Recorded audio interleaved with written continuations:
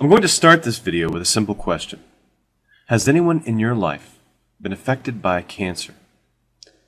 I'm reasonably certain that the answer, for absolutely everyone watching, is yes. Cancer is the cause of 12.5% of all deaths worldwide. In the USA alone, it kills almost 600,000 people a year. It takes children, young people starting careers and family, and it takes the mature and elderly.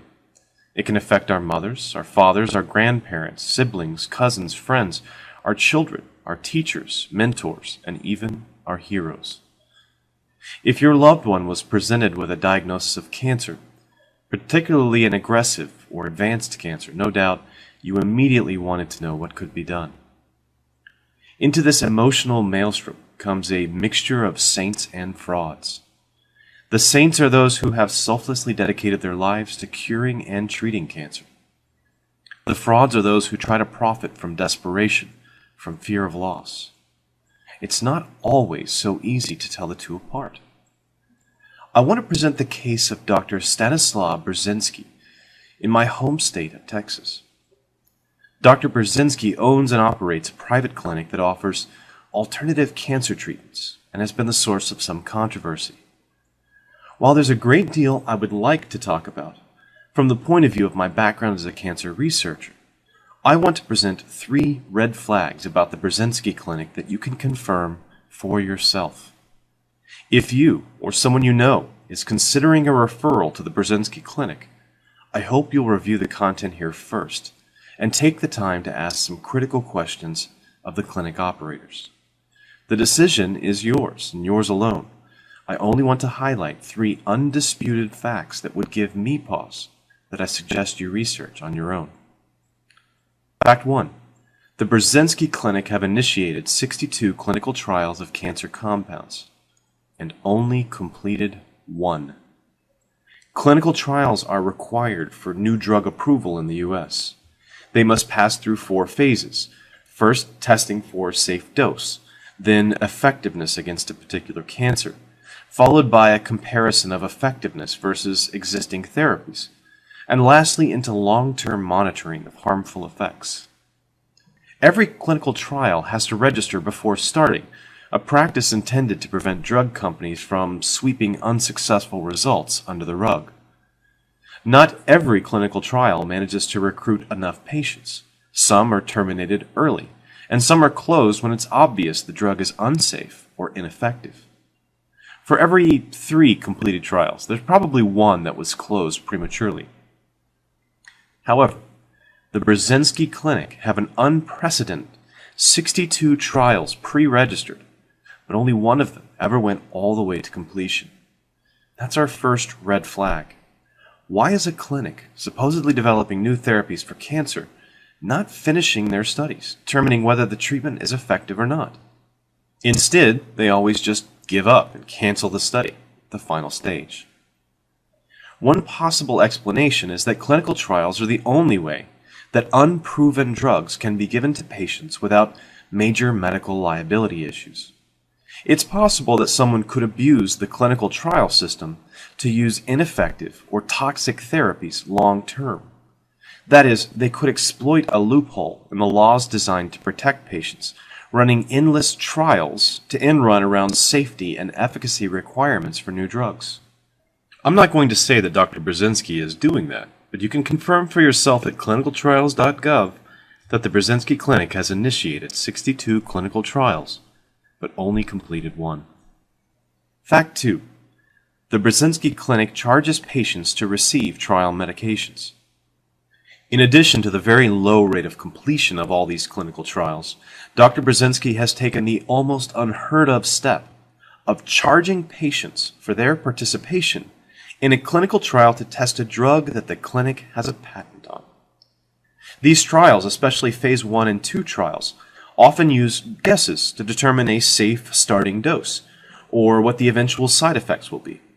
Patients bear some risk of harm, which usually entitles them to at least free study medication. This is almost universal in clinical trials. There are a few exceptions where the number of patients enrolled is very large, or the drug is very expensive to produce. So why is the Burzynski clinic charging patients tens or hundreds of thousands of dollars to participate in these open-ended trials? They seem to be potentially profiting from what should be costly R&D for any other research clinic. It's a red flag for me.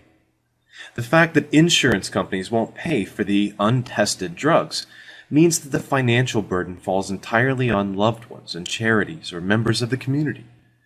For a family, that can mean facing a choice between pursuing a therapy they're told is experimental and effective, possibly facing bankruptcy or debt, or facing the death of a loved one.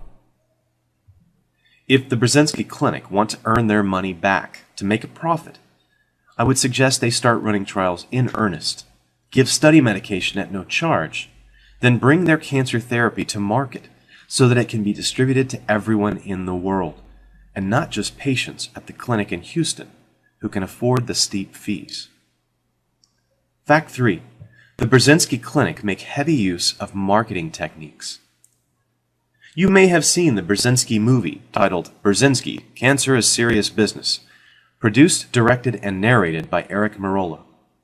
Eric is a commercial art director making promotional video content for the likes of Campbell Soup, Volkswagen, and Old Navy. The film, if you choose to watch it, is a rather unabashed 100-minute commercial for Dr. Burzynski and his treatment. The problem is that it clearly doesn't tell the whole story or examine the issue from both sides. It appeals a great deal to pathos and testimonials and conspiracy. You'll also notice the use of meaningless marketing buzzwords. This is most notable in the use of the term gene-targeted.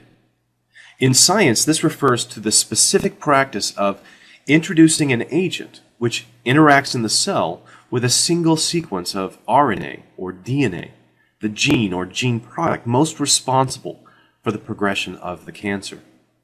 Burzynski, on the other hand, has used the term as a way of describing his special therapy, since it causes the cell to make more or less of a gene product. Using his definition, aspirin, a banana, or walking outside on a sunny day are all gene-targeted therapies, since they all cause your body to produce more of one gene product or less of another. In addition to his participation in a promotional film made by a director who also makes commercials, Burzynski employs web marketers and social media agents. In the recent past, they've drawn criticism for their use of threats against blogs, videos, and commenters who were critical of the methods of this clinic in Houston. This even included attempts to silence a 17-year-old critic, an act which was later disavowed by the PR director after it gained public scrutiny, and email threats against one blogger's family that included a satellite photo of his house, including the address. I don't think these are the actions of an ethical workplace, but even more importantly, I don't think the marketing focus is consistent with a clinic selling a miraculous, if still unproven, treatment for cancer. Let's make this quite clear. If you had an amazing new breakthrough in cancer treatment, would you really need any marketing at all? Would you need a PR director or social media agents to comb the internet, suppressing criticism? I think the best solution to the kind of difficult choice facing someone considering a referral to the Burzynski clinic is clear information. I hope I've given you 3 points to consider that you can independently confirm. If you or a loved one are facing the ominous Big C, I want to assure you that there are some amazing people out there who are working tirelessly on your behalf. We make progress every year in diagnosing earlier, treating more effectively. Hope does not go in vain, but don't allow that hope to blind you to people who would try to profit from your desperation. Thanks for watching.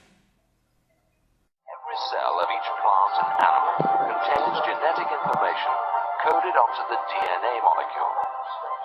The model